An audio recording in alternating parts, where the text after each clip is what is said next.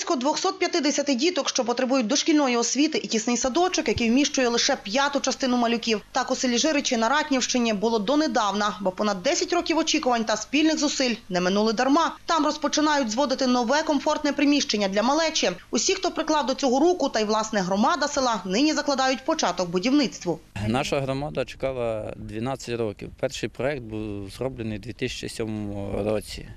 І вже на сьогоднішній день 3 чи 4 проєкти перероблювалися, щоб цей садочок розпочався. Добудова дитячого садочка розпочалася. Загалом проєкт потребує 21 мільйон гривень. Цьогоріч нарешті виділили 3 мільйони з державного бюджету та ще близько півмільйона гривень з районного. Всяка важка дорога починається з першого кроку. Так що я рахую, в нас сьогодні перший крок, якого ми ступили, і надіємося, що дійдемо до заключення. Можливо, це буде трохи пройде часу, але не буває початку без закінчення. Так що ми дуже вдячні Степану Петровичу, Володимиру Нальковичу, як депутату обласної ради, за те, що все-таки вони нам допомогли.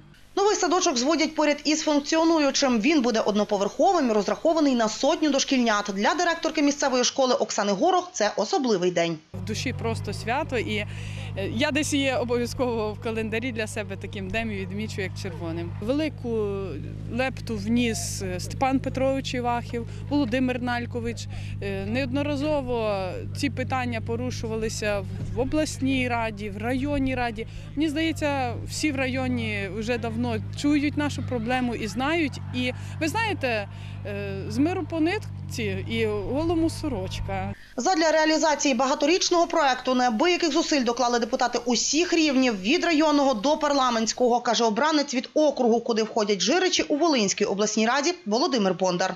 Безперечно, це тільки початок. І до закінчення треба буде ще багато зусиль всіх разом. Але я переконаний, що так, як ми починали, і так, як ми сьогодні є всі разом тут, ми цю справу доведемо до логічного завершення. І ці дітки, які от сьогодні споглядають просто за початком робіт, вони будуть мати можливість перебувати в цьому прекрасному закладі. А саме головне, що населений пункт, село велике, село хороше, село Жиричі, воно матиме перспективи до розвитку. Тому що молоді сім'ї будуть будуватися, вони будуть знати, що їхні дітки будуть перебувати от і в садочку, і в прекрасній школі, яка тут є, і будинок культури тут поряд. Тобто все для такого села буде нормально для того, щоб тут могла розвиватися, рости і створюватись громада. Не приховують радості і місцеві мешканці. До прикладу, Лілія Хомич самотужки виховує 4 дітей. Наймолодшій донечці Улянці через рік саме час в садочок. Такий садок потрібен, я думаю, багатьох дітей. У нас дуже багато дітей,